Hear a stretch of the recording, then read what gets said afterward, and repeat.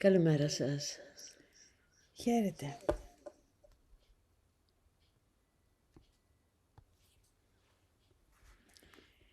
Το σημερινό και το αυριανό μάθημα έχουν μια πολύ ειδική σχέση με το λόγο που μας οδήγησε να κάνουμε αυτά τα διαδικτυακά μαθήματα. Επειδή το σημερινό και το αυριανό μάθημα μιλούν για την ασθένεια. Αλλά πριν πάμε εκεί, μια ερώτηση για εσάς. Πώς αντιδράτε στις φιλοφρονήσεις? Τις καλωσορίζετε με χαρά? Λέτε, τα παραλές? Είστε καχύποπτοι? Τι θέλεις να μου ζητήσεις? Δηλαδή, αντιδρώ σαν να φοράω αδιάβροχο, μην τυχόν και περάσει μέσα. Αντιδρώ με ένα καριοφύλι, μην τυχόν και με φτάσει και πω ενδόμηχα μέσα μου, εσύ λες, αλλά τα παραλές. Ή αλλιώς, τις ανομίες μου, εγώ γιγνώσκω. Ή είστε σαν ένα λουλούδι στον ήλιο που απορροφά τη λιακάδα και χαίρεται και τα καλωσορίζετε. Τι σχέση έχουν όλα αυτά με την ασθένεια? Θα τα δούμε στη συνέχεια. Καλώς ορίσατε λοιπόν στο σημερινό ενδιαφέρον μάθημα 136. Η ασθένεια είναι μία άμυνα εναντίον της αλήθειας. Παράδοξη αυτή η θέση, έτσι. Αλλά άλλη μια ερώτηση για εσάς. Θα θέλατε να συνεισφέρετε στην εξάλειψη της πανδημίας? Θα ήθελες να μπορείς να θεραπεύεις τον εαυτό σου και τους άλλους? Ας δούμε τι μας λέει το μάθημα. Κανένας δεν μπορεί να θεραπεύσει, εκτός αν καταλαβαίνει ποιο σκοπό φαίνεται να υπηρετεί η ασθένεια. Γιατί τότε καταλαβαίνει επίσης ότι ο σκοπός της δεν έχει νόημα. Δίχως αιτία και χωρίς κανενός είδους σκοπό που να έχει νόημα, η αρρώστια δεν μπορεί να υπάρχει καθόλου. Όταν διαπιστώνεται αυτό, η θεραπεία έρχεται αυτόματα. Η αρρώστια δεν είναι τυχαία.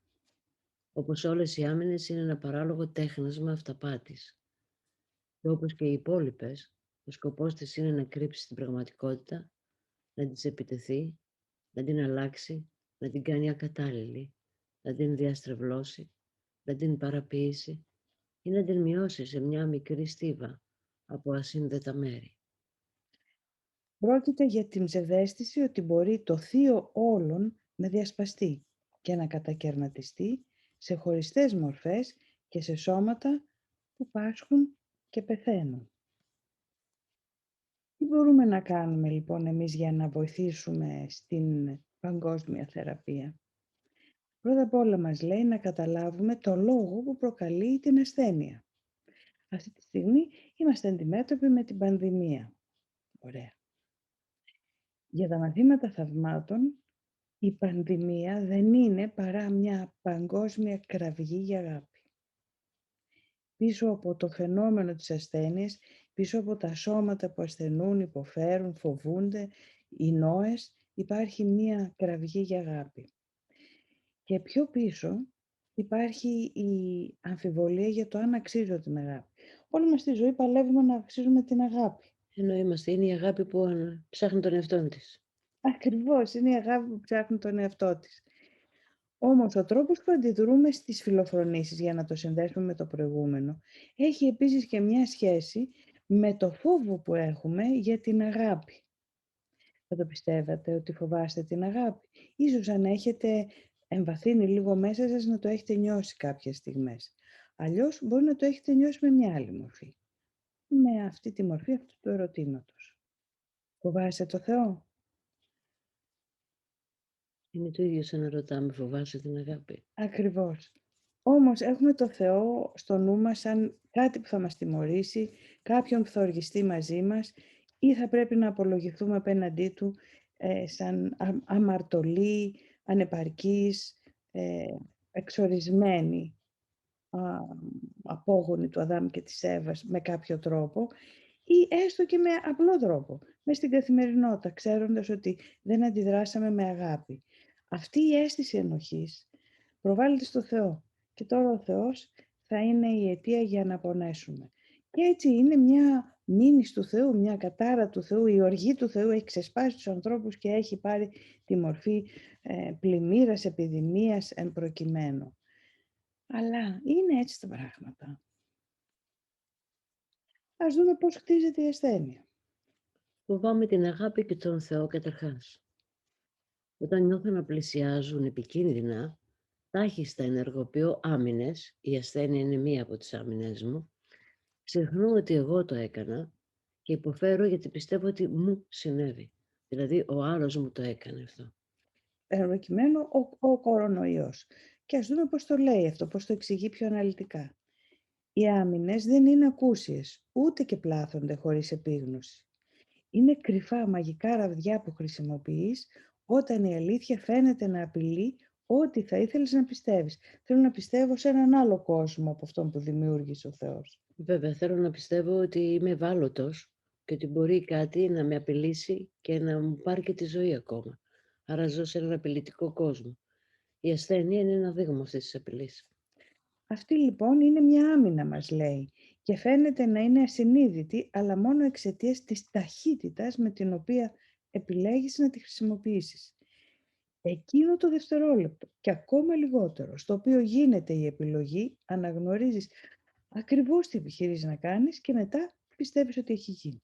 Βλέπω την απειλή, ακαριέα ενεργοποιώ τις άμυνες, η ασθένεια είναι μία από αυτές, ξεχνώ ότι εγώ το έκανα και υποφέρω, πιστεύω ότι μου συνέβη. Γι' αυτό γίνεται σε λιγότερο από ένα δευτερόλεπτο. Λόγω της ταχύτητας δεν το καταλαβαίνω. Σε νανοσεκόντ γίνεται. Σε ένα νοσεκόντ. Ποιος άλλος παρά εσύ ο ίδιος υπολογίζεις τον βαθμό μιας απειλής. Αποφασίζεις ότι η διαφυγή είναι αναγκαία και ορθώνεις μια σειρά από άμυνες για να μειώσεις την απειλή που έχει θεωρηθεί πραγματική. Όλο αυτό δεν μπορεί να γίνει ασυναίσθητα. Μετά όμως το σχέδιό σου απαιτεί ότι πρέπει να ξεχάσεις ότι εσύ το έκανες αυτό, ώστε να φαίνεται ότι είναι ανεξάρτητο από τις προθέσεις σου. Ένα συμβάν υπεράνω της κατάστασης του νου σου. Ένα αποτέλεσμα με μια πραγματική επίδραση πάνω σου, αντί για ένα αποτέλεσμα που έχει προσκληθεί από τον εαυτό σου. Άρα, πριν από την ασθένεια έχει υπάρξει μια μορφή απειλής για το εγώ. Ύστερα έχει ληφθεί μια ταχύτατη απόφαση για άμυνα μέσω επίθεσης στο σώμα, που μπορεί να είναι ασθένεια ή ατύχημα, ώστε να αποσπάσει την προσοχή του επιλογέα και να πιστεί ο Υιός του Θεού ότι είναι ένα σώμα πάσχων, για να μην θυμηθεί την αλήθεια. Αυτό ακριβώς που βλέπετε στην οθόνη περιγράφει όλη την αιτία οποιασδήποτε ασθένειας. Είναι μια ιδέα η οποία είναι πολύ πρωτοφανής και ενοχλητική για το εγώ, δεν θα λέγαμε. Πολύ ενοχλητική και τώρα καθώς όλοι το βλέπουμε, μπορεί να νιώσουμε μεγάλη ενοχή για οποιοδήποτε σωματικό σύμπτωμα πόνου υπάρχει. Δεν φτάνει που είμαι άρρωστη, μου λένε ότι φταίω κι εγώ κιόλας. Ακριβώς αυτό. Ακριβώς αυτό θα γίνει. Περισσότερους, αν όχι σε όλους. Κρατηθείτε. Μην το αφήσετε να προχωρήσει. Αυτή είναι η δεύτερη παγίδα που κάνει το εγώ. Είμαστε ακόμα σε παιδικά βήματα κατανόησης ορισμένων πραγμάτων. Οπότε ας το ακούσουμε, ας πάμε να κατανοήσουμε τι μας λέει, ας πάμε βήμα-βήμα σε αυτό που μας λέει, να πιάσουμε εκείνη τη στιγμή που γίνεται αυτή η επιλογή και μην κάνουμε τίποτα άλλο. Όταν θα έρθει η ώρα και το ζητήσουμε, θα τα κάνει το πνεύμα μέσα μας τα υπόλοιπα. Μην πάμε στην ενοχή. Καθόλου. Δεν έχει νόημα η ενοχή. Και κάτι ακόμα. Το γεγονός ότι παρακολουθείτε αυτά τα μαθήματα και υπάρχει ένα σημείο στο νου σας που συμφωνεί και λέτε ναι, σαν να έχει δίκιο. Αλλά εμείς είμαστε για το κομμάτι πριν το αλλά. Είμαστε εδώ για κάτι που τα μαθήματα θαυμάτων έχουν ονομάσει ουράνια επιτάσχυνση. Ναι, που είναι οι νόες οι οποίοι μπορούν να αποφασίσουν πιο γρήγορα. Ακριβώς. Και λέει ότι υπάρχει μεγάλη ανάγκη για μια ουράνια επιτάχυνση αυτή την περίοδο. Όμως, καθώς ο νους σας και ο δικός μας και όποιου το μοιράζεται, όποιου μοιράζεται παρόμοιες ιδέες, κάνει λίγο χώρο και συμφωνεί έστω για μερικά δευτερόλεπτα με αυτά που λέγονται, έχουμε συνεισφέρει στην παγκόσμια θεραπεία του νου και στην εξάλειψη όλων των ασθενειών. Μπορεί να μην το καταλαβαίνετε αυτή τη στιγμή, αλλά επειδή οι νόες είναι ενωμένοι, τη στιγμή που για 2 δευτερόλεπτα πω ναι, σαν να έχει δίκιο αυτό, ή ναι, μου θυμίζει κάτι από την αγάπη που είμαι, δεν έχει σημασία αν 4 δευτερόλεπτα μετά θα ξαναπώ «Μπα, αυτά δεν γίνονται, μπα, αυτά δεν υπάρχουν». Δεν έχει σημασία μετά το «αλλά». Το πριν έχει σημασία. Αυτό αθροίζεται. Ναι, ακριβώς αυτό. Είναι η γρήγορη λησμονιά του ρόλου που παίζει στη διαμόρφωση της πραγματικότητάς σου, που κάνει τις άμυνές σου να φαίνονται ότι δεν είναι κάτω από τον έλεγχό σου. Πράγματι, εάν δηλαδή τελικά πιστεύουμε ότι η αρρώστια του σώματος δεν οφείλεται σε εμάς, αλλά στα βακτηρίδια, στα μικρόβια, στους ιούς, σημαίνει ότι κάτι άλλο ξένο από μένα έχει δύναμη πάνω μου, 100%. Άρα πάλι είμαι θύμα. Άρα πάλι είμαι αδύναμη, ανεπαρκής.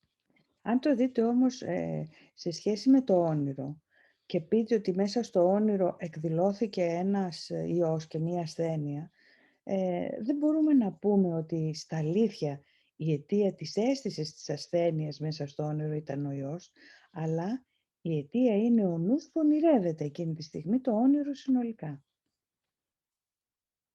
Ό,τι όμως έχεις ξεχάσει μπορεί να επιστρέψει στη μνήμη σου αν είσαι πρόθυμος να αναθεωρήσεις την απόφαση που είναι δίπλο φυλαγμένη από τη λησμονιά. Το ότι δεν θυμάσαι δεν είναι παρά η απόδειξη ότι αυτή η απόφαση εξακολουθεί να είναι επιθυμητή. Δηλαδή η λησμονιά βεβαίως είναι μηχανισμός, ένας μηχανισμός, μια άμυνα του εγώ, η απόθεση, η αποσύνδεση ή η άρνηση. Το γεγονός όμως ότι αυτή τη στιγμή μιλάμε για αυτή τη λησμονιά και ερχόμαστε σε επαφή με αυτή την πληροφορία, σημαίνει από την άλλη πλευρά, Μαρία μου, ότι κάτι μέσα μας έχει αποφασίσει να θυμηθεί. Γι' αυτό και αυτή ακριβώς τη στιγμή έρχομαι σε επαφή με αυτή την πληροφορία. Από Έτσι εδώ και ακριβώς. πέρα θα είμαι πιο υποψιασμένη πια. Ναι, ναι, ναι, ναι. Όταν τα μέρη της ολότητας αποσπώνται από την ολότητα και βλέπονται σαν να είναι διαχωρισμένα και σαν ολότητες από μόνα τους, μετατρέπονται σε σύμβολα επίθεσης στην ολότητα, πετυχημένα σε αποτελέσματα, ώστε ποτέ πια να μην γίνουν αντιληπτά σαν ολόκληρα. Έχεις όμως ξεχάσει ότι αυτά δεν είναι παρά η δική σου απόφαση για αυτό που θα έπρεπε να είναι πραγματικό στη θέση αυτού που είναι αληθινά πραγματικό. Η ασθένεια είναι μια απόφαση. Είναι συγκλονιστική αυτή η δήλωση και πολύ ενοχοποιητική βεβαίως. Δεν είναι ένα πράγμα που σου συμβαίνει, που δεν το επεδίωξες καθόλου και το οποίο σε αποδυναμώνει και σε κάνει να υποφέρεις. Τρομερά είναι αυτά τώρα, πώς τα ακούμε δηλαδή. Είναι μια επιλογή που κάνεις, ένα σχέδιο που καταστρώνεις όταν για μια στιγμή η αλήθεια υψώνεται στον ίδιο τον παραπλανημένο νου σου και όλος ο κόσμος σου φαίνεται να κλονίζεται και να είναι έτοιμος να καταρρεύσει. Μιλάει για τον κόσμο του εγώ. Ναι. Τώρα αρρωσταίνεις ώστε να απομακρυνθεί η αλήθεια και να μην απειλεί πια αυτά που έχεις κατασκευάσει. Να το εξηγήσουμε λίγο να κατανοηθεί, γιατί οι άμυνες του εγώ τώρα θα είναι Ναι. υψωμένες. Εξαρτάται πώς θα το δει κανείς. Η ασθένεια είναι μια απόφαση. Μπορεί να το δει από μια διαγνωστική και δυναμική πλευρά ή να το δει ενοχικά. Εάν η ασθένεια είναι μια απόφαση και έχω μια σοβαρή ασθένεια στο σώμα ή και μικρό λιγότερο σοβαρή, αυτό που μετά, αν το δω διαγνωστικά θέλω, είναι να απαλλαγώ από αυτό. Εάν πάμε προς αυτή την κατεύθυνση και πάμε με βήματα αργά και σταθερά, αυτό θα γίνει. Αν πάμε από τη μεριά της ενοχής, δεν υπάρχει περίπτωση να γίνει. Θα αρρωσταίνουμε όλο και περισσότερο για να δείξουμε ότι η ασθένεια είναι πραγματική και δεν φταίω εγώ γι' αυτό. Όμως, σκεφτείτε κάτι, ο στόχος μας δεν είναι να εξαλειφθεί η ασθένεια του σώματος αυτή τη στιγμή. Καθόλου όμως. Ο σκοπός μας είναι να ξυπνήσει ο νους. Να εξαλειφθεί η αιτία. Να εξαλειφθεί η αιτία, ακριβώς. Μην πάτε στο σώμα, μην πάει ο νους στο σώμα, γιατί εκεί μας πάει το εγώ.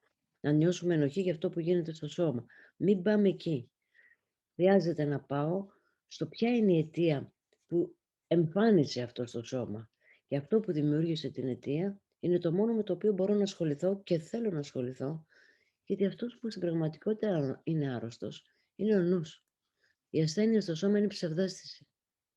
Ο νους χρειάζεται θεραπεία, όχι το σώμα. Μας το έχει πει πάρα πολλές φορές. Και για την ακρίβεια, η πραγματική θεραπεία που χρειάζεται ο νους είναι να θυμηθεί ότι είναι μόνο αγάπη, τίποτα άλλο. Όταν λοιπόν ως προσωπικότητες αντιδρά με καχυποψία ή αμηχανία την ώρα που μας κάνουν μια φιλοφρόνηση, ειδικά αν επιμένουν κιόλα και νιώθουν μια δυσφορία και θέλουν, εντάξει, μου είπες, πάμε λίγο παρακάτω τη συζήτηση, είναι γιατί μέσα το εγώ αντιδρά έντονα, πλημμυρίζοντάς μας με τις ενοχές για αυτά που δεν είμαστε στην πραγματικότητα, όπως μας λέει δεν μπορούμε, δεν έχουμε και δεν κάνουμε. Όλη αυτή η ενοχή κάπου πρέπει να επενδυθεί. Αν λοιπόν αρρωστήσει και το σώμα, τότε ο νους θα είναι αρκετά απασχολημένος με τον πόνο και τη δυσφορία του και έτσι το αποτέλεσμα θα είναι μια απομόνωση, μια αίσθηση ανημποριάς και καμία σχέση βέβαια με το αθάνατο, αιώνιο και καθαρό πνεύμα αγάπης που είμαι. Προτιμώ να ασθενήσω και να πεθάνω ακόμα, παρά να δεχθώ ότι είμαι όπως με δημιούργησε ο Θεός, απέραντη αγάπη. Γιατί νομίζεις ότι η αρρώστια μπορεί να σε προφυλάξει αποτελεσματικά από την αλήθεια? Επειδή αποδεικνύει ότι το σώμα δεν είναι διαχωρισμένο από σένα και επομένως εσύ πρέπει να είσαι διαχωρισμένος από την αλήθεια. Πονάς επειδή το σώμα πονά και σε αυτό τον πόνο γίνεσαι ένα με το σώμα. Έτσι συντηρείται η αληθινή σου ταυτότητα, εντός εισαγωγικών, και η παράξενη βασανιστική σκέψη ότι μπορεί να είσαι κάτι υπεράνω αυτής της μικρής στίβας σκόνη, αποσιωπείτε αυτό και πάμε. Ιδού αυτή η σκόνη μπορεί να σε κάνει να υποφέρεις, να παραμορφώσει τα μέλη του στόματός σου και να σταματήσει την καρδιά σου, προστάζοντάς σε να πεθάνεις και να πάψεις να υπάρχεις. Η δύναμη που έχει το σώμα, η ύλη επί του νου εδώ. Όπως το φαντάζεται ο νους πάντα. Όπως το φαντάζεται ο νους, και να θυμηθούμε ότι στο κεφάλαιο 5, σε σχέση με τη Σταύρωση και την Ανάσταση, ο Ιησούς είπε ακριβώς αυτό, ότι η πορεία που έκανε ήταν ακριβώς για να δείξει τη δύναμη του νου επί της ύλης. Όλη η πορεία του. Τα θαύματα που έκανε.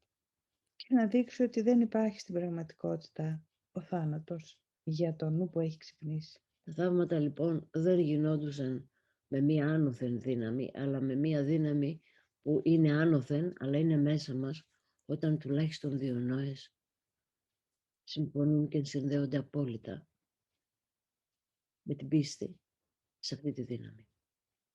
Γι' αυτό του ρώταγε πάντα, πιστεύεις? Και ο άλλος έλεγε ναι. Και έτσι γινόταν το θαύμα. Και έτσι το σώμα, όπως το βλέπουμε, φαίνεται να είναι πιο ισχυρό από την αιώνια ζωή. Ο ουρανός πιο αδύναμος από την κόλαση και το σχέδιο του Θεού για τη σωτηρία του Υιού Του αντικρούεται από μια απόφαση δυνατότερη από το θέλημά Του. Ο Υιός Του είναι σκόνη, ο Πατέρας είναι ατελής και το χάος κάθεται θριαμβευτικά στο θρόνο Του. Ποιος όμως πιστεύει στις ψευδαισθήσεις παρά αυτός που τις επινόησε? Ποιος άλλος μπορεί να τις δει και να αντιδράσει σε αυτές σαν να ήταν αλήθεια? Αυτός που τις επινόησε. Θα πρόσθετα εδώ και ποιος άλλος μπορεί να λυτρωθεί από αυτές παρά αυτός που τις επινόησε. Ναι. Ο Θεός αγνοεί τα σχέδιά σου να αλλάξει το θέλημά Του. Το σύμπαν συνεχίζει να μην λαμβάνει υπόψη του τους νόμους με τους οποίους σκέφτηκες να το κυβερνήσεις. Και ο ουρανός δεν έχει υποκύψει στην κόλαση, ούτε η ζωή στο θάνατο. Εσύ μόνο μπορείς να επιλέξεις να νομίζεις ότι πεθαίνεις ή ότι αρρωσταίνεις ή ότι διαστρεβλώνεις την αλήθεια κατά οποιονδήποτε τρόπο. Ό,τι έχει δημιουργηθεί είναι ανεξάρτητο από όλα αυτά. Οι άμυνες είναι σχέδια για να ιτηθεί αυτό στο οποίο κανείς δεν μπορεί να επιτεθεί. Ό,τι είναι αμετάβλητο δεν μπορεί να αλλάξει. Και ό,τι είναι εντελώς αναμάρτητο δεν μπορεί να αμαρτήσει. Μας έχετε κατακλείσει με διάφορες ερωτήσεις σημαντικές. Λογικό είναι. Εμ, Καταρχάς να πούμε στον Μάνο, καταλαβαίνω πως οι ασθένειες και τα ατυχήματα είναι μηχανισμοί αυτοεπιβεβαίωσης της ψευδούς ύπαρξης του εγώ. Το ίδιο συμβαίνει και για τα θετικά που μας συμβαίνουν. Τελείως, Μάνο. Γιατί είμαστε μέσα στο όνειρο. Το σώμα μας λέει πάντα την αλήθεια, καθώς είναι το αποτέλεσμα της ασθένειας του νου. Δεν είναι το σώμα που το λέει. Είναι ο νους που μιλάει μέσα από το σώμα. ναι, αλλά αυτό που θέλει να πει η Αναστασία είναι ότι είναι ένας δείκτης μάλλον το σώμα που μας δείχνει την κατάσταση του νου. Από αυτή την άποψη είναι έτσι. Μπορούμε να το θεωρήσουμε και λίγο ποιητικό. Ναι, Δηλαδή, το στόμα μου λέει την αλήθεια. Θα το ναι, λέγαμε ναι, ναι, ποιητικά, ναι. αλλά είναι ο νους που μιλάει. Εκφράζει το τι λέει ο νους. Ωραία. Ακριβώς, πολύ σωστά. Η Ανθή. Η απειλή ήταν η αίσθηση της έλλειψης. Μιλάει για τον κορονοϊό. Ποια ήταν η απειλή που έκανε όλη την ανθρωπότητα να αρρωστήσει. Η απειλή ήταν η αίσθηση της έλλειψης αγάπης συλλογικά, και αυτό είναι μέρος ενός συλλογικού ονείρου της ανθρωπότητας, ή όλοι οι νόες έχουμε συμφωνήσει να βλέπουμε το ίδιο όνειρο. Ισχύει καταρχάς το τελευταίο. Ναι, ισχύει το τελευταίο. Συλλογικά είμαστε ένας νους. Βιώνουμε τον εαυτό μας χωρισμένο σε σώματα. Το είπε και προηγουμένως η άσκηση. Σε χωριστά κομμάτια, σε χωριστούς νόες. Νομίζουμε ότι έχουμε ατομική σκέψη. Υπάρχει ένα σημείο που είναι ενωμένοι οι νόες μας και σε αυτό το σημείο έχουμε συμφωνήσει να μην είμαστε η αγάπη ακριβώς, να έχουμε έλλειμμα αγάπης και γι' αυτό ακριβώς την ψάχνουμε απεγνωσμένα στις σχέσεις μας, στα επιτεύγματά μας, στα πτυχία μας, στο τραπεζικό μας λογαριασμό. Με κάθε τρόπο επιζητούμε την επιβεβαίωση, δηλαδή την αγάπη, επειδή την έχουμε αρνηθεί μέσα μας. Συλλογικά η ανθρωπότητα το έχει κάνει και φτάνει σε κορυφώσεις όπως είναι μια πανδημία, η οποία εκδηλώνει ακριβώς αυτό το κοινό, την κοινή απόφαση. Να μην είμαι όπως με δημιούργησε ο Θεός, να το έχω αρνηθεί. Μας λένε βέβαια τα μαθήματα θαυμάτων ότι επειδή το αρνήθηκες, δεν σημαίνει ότι έχεις χάσει την αγάπη από μέσα σου, ούτε ότι έχει αλλοιωθεί η ταυτότητά σου, ούτε έχει αλλάξει το σχέδιο του Θεού για σένα. Εσύ μπορεί να μην το θέλεις, αλλά αυτό δεν έχει εκλείψει από την δυνατότητά σου και από την αλήθεια σου. Έτσι λοιπόν, ναι, έχουμε συμφωνήσει και βλέπουμε το ίδιο όνειρο. Άλλωστε, στη στιγμή που βλέπουμε ότι είμαστε σώματα, το ίδιο όνειρο βλέπουμε. Και έρχεται και η... Ο καρκίνος του Αγίου Παΐσιου πώς εξηγείται? Δεν είναι μόνο ο καρκίνος του Αγίου Παΐσιου και άλλων Αγίων. Όπως εξηγείται και ο θάνατος. Δεν έχει καθαρίσει απολύτως ο νους μας, έτσι ώστε να φτάσουμε στο σημείο του Ιησού Χριστού, που ο νους του πέρασε και βγήκε από το θάνατο, έφτασε στην Ανάσταση και στην Ανάληψη. Είμαστε σε στάδια αφύπνισης. Έχει ο καθένας μας ένα σχέδιο για τον θάνατό του, έτσι κι αλλιώς, γιατί είμαστε ακόμα εχμάλωτοι του εγώ. Θα έρθει μια μέρα που ο θάνατος δεν θα είναι η πραγματικότητά μας. Αλλά εκείνη η μέρα θα είναι και η τελευταία που θα πιστεύουμε ότι είμαστε σώματα. Ναι, και να πούμε ότι αυτή την αντίληψη ότι είμαστε στην πραγματικότητα ένας νους ενωμένος, ο οποίος είναι ένα με το θείο όλων, αδιάσπαστο, δεν έχει κανένα σώμα, δεν έχει κανένα χωριστό συμφέρον. Είμαστε και έχουμε τα πάντα. Αυτή την έννοια δεν την περιγράφουν μόνο τα μαθήματα θαυμάτων, την συλλαμβάνουν και τη βιώνουν όλοι αυτοί που έχουν συναντήσει την όντως αλήθεια.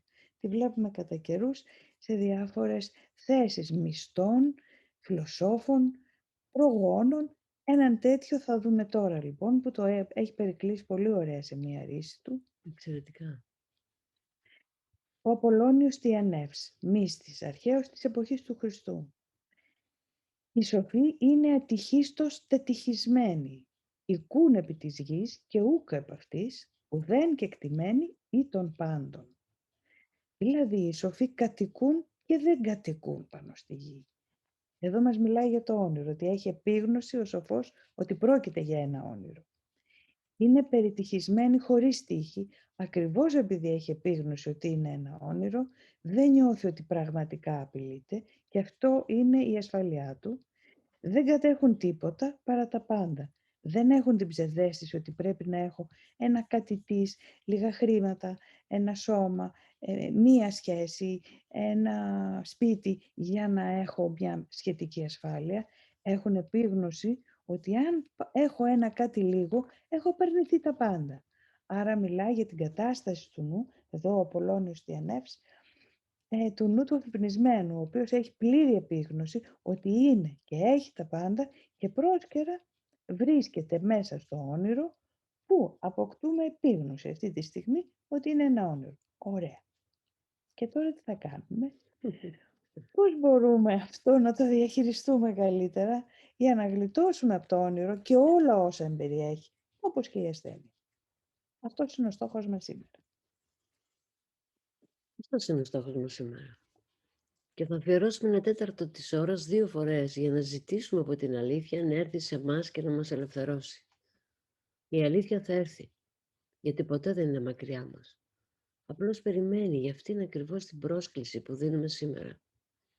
Αρχίζουμε με μια προσευχή θεραπείας για να ανυψωθούμε πάνω από την αμυντική στάση και να αφήσουμε την αλήθεια να είναι όπως ήταν πάντα. Η ασθένεια είναι μια άμυνα εναντίον της αλήθειας. Θα δεχτώ την αλήθεια για το ποιος είμαι και θα αφήσω το νου μου να θεραπευτεί εντελώς σήμερα. Τώρα το σώμα έχει θεραπευτεί επειδή η πηγή της ασθένειας έχει διορθωθεί. Εδώ αυτό όντως θα συμβεί τη στιγμή που θα συνδεθώ απόλυτα με την αγάπη. Και θα αναγνωρίσεις ότι εξασκήθηκες καλά από το εξής. Έστω αυτό, αν το νιώσουμε την ώρα του διαλογισμού. Δεν πρέπει να αισθάνεσαι το σώμα καθόλου. Αν πετύχεις, δεν θα υπάρχει καμιά αίσθηση αρρώστιας ή υγείας, πόνου ή ειδονής. Καμιά απολύτως αντίδραση στο τι κάνει το σώμα δεν θα υπάρξει στο νου. Παραμένει όμως η χρησιμότητά του και τίποτα άλλο. Το εξηγήσουμε λίγο αυτό. Την ώρα που κάνω την άσκηση αυτή ή οποιαδήποτε προσευχή μιλάει στην καρδιά σας και νιώσω τη σύνδεση και νιώσω πραγματικά ότι είμαι πνεύμα, το σώμα με όποιες οχλήσεις ή ειδοποιήσεις ότι πονάει ή χαίρεται ή νιώθει μια ευχαρίστηση. Δεν μιλάει καθόλου τότε. Εκείνη τη στιγμή είμαι σε μια άλλη κατάσταση συνείδησης, υπερβατική. Αν λοιπόν έστω για κλάσματα δευτερολέπτου συνδεθώ με την αγάπη που όντως είμαι, με τον πατέρα συνδεθώ αληθινά, εκείνη τη στιγμή δεν θα νιώθω ούτε σώμα, ούτε προσωπικότητα, δεν θα με λένε Ιουλία, δεν θα είμαι τίποτα από όλα όσα έχω μέχρι εκείνη τη στιγμή βιώσει. Θα είμαι ένα με το απέραντο. Είναι μια εμπειρία, δεν έχει λόγια να περιγραφεί, αλλά μπορεί να βιωθεί, είναι στις δυνατότητές μας. Είναι η φυσική μας κατάσταση. Και αν θέλαμε λίγο να το κάνουμε πιο απτό αυτό, γιατί μπορεί να φαίνεται ότι είναι πολύ μεγάλο. Μέχρι να φτάσω εκεί, γεια σας, θα συνεχίσω να είμαι άρρωστη. Δεν θα φύγει ποτέ η αρρώστια. Καλή νύχτα. Να το πούμε πιο απλά λοιπόν για αυτή τη μία στιγμή. Μία στιγμή, εάν πιστεύω απόλυτα, μα τελείως απόλυτα, ότι την αρρώστια δεν τη χρειάζομαι, μέσα σε αυτή τη μία στιγμή, αυτοθεραπευόμαστε. Είναι αυτά τα αυτοάνωσα, τα περίεργα, τα οποία θεραπεύονται. Όχι μόνο. Και καρκίνη Ναι, και πόσες ιστορίες δεν ναι. έχουμε διαβάσει, μάθει για αυτόματες θεραπείες. Πώς έγιναν? Δεν υπήρξε κάποιο φάρμακο. Υπήρξε αλλαγή στο νου. Αλλαγή στο νου που δεν έκανε τον άλλον αόρατο γιατί άγιασε. Ήταν μία στιγμή όμως. Αυτή τη μία στιγμή το πνεύμα μέσα μας, αυτήν κοιτάει, αυτήν περιμένει και σε αυτήν γίνεται όλη η διόρθωση, όλη η εξηλαίωση. Η αλλαγή του νου. Θα λέγαμε η αφύπνιση. Ναι. Και μπορεί η πανδημία από αυτή την άποψη να είναι μία διαστρεβλωμένη αιτία εξηλαίωσης που τη χρειαζόμαστε όλοι πάνω στη γη και χρησιμοποιείται για αυτό το σκοπό. Τελείως άστοχα βέβαια. Να προχωρήσουμε λίγο. Ναι, πώς συνεχίζει η πρακτική εφαρμογή. Αυτή η προστασία ωστόσο χρειάζεται να διαφυλαχθεί με προσεκτική παρακολούθηση. Αν αφήσει το νου σου να τρέφει σκέψεις επίθεσης, εννοεί λοιπόν την προστασία στον τρόπο που σκέφτομαι. Αν αφήσει το νου σου να τρέφει σκέψεις επίθεσης, να κρίνει ή να καταστρώνει σχέδια για την αντιμετώπιση μελλοντικών αβεβαιοτήτων, θα έχεις και πάλι ορίσει τον εαυτό σου λαθασμένα και θα έχεις κάνει μια σωματική ταύτιση, η οποία θα επιτεθεί στο σώμα, επειδή ο νους είναι άρρωστος.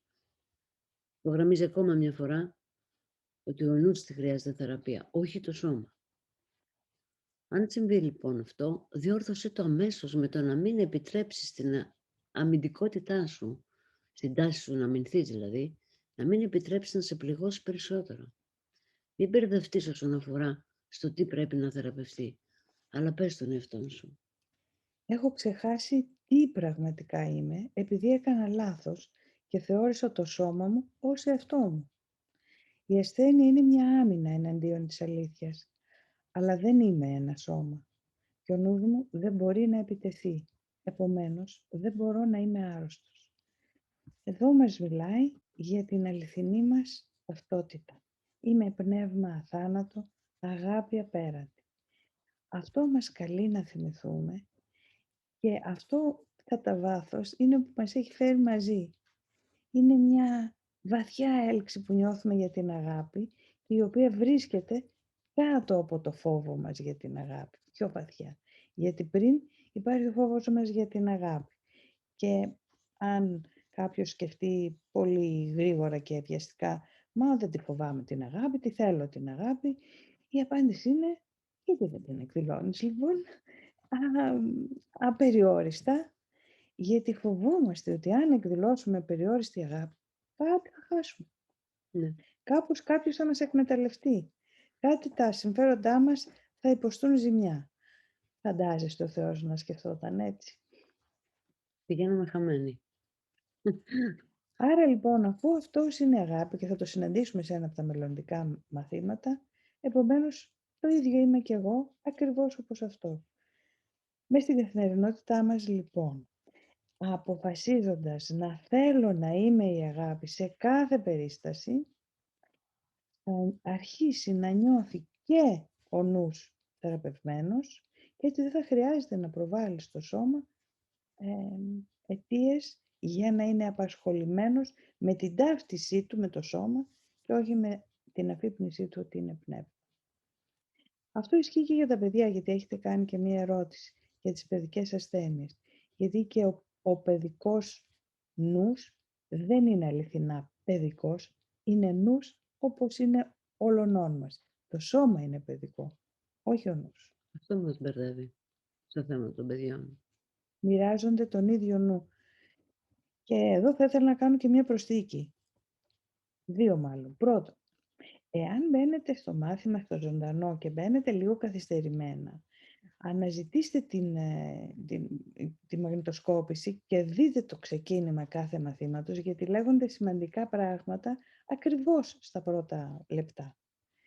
Επίσης, επειδή πολλά μαθήματα είναι ίσως λίγο δύσπεπτα για το νου που δεν έχει ακόμα εξοικειωθεί πολύ, ξαναδείτε το. Είναι εκεί, είναι συνέχεια στο YouTube, δείτε το με την ησυχία σας για να αρχίσουν αυτές οι ιδέες να βαθαίνουν την κατανόησή μας. Και τρίτον, είμαστε εδώ γιατί το έχουμε αποφασίσει. Γιατί για κάποιο λόγο, ενώ φαινομενικά ξεκίνησαν αυτά τα μαθήματα εξαιτίας του κορονοϊού, στην πραγματικότητα αυτό ήταν η αφορμή για να μοιραστούμε εδώ όλοι μαζί την επιθυμία μας να θυμηθούμε ότι είμαστε η αγάπη. Ήταν μια αφορμή. Καθώς το θυμόμαστε, συνεισφέρουμε στην παγκόσμια θεραπεία.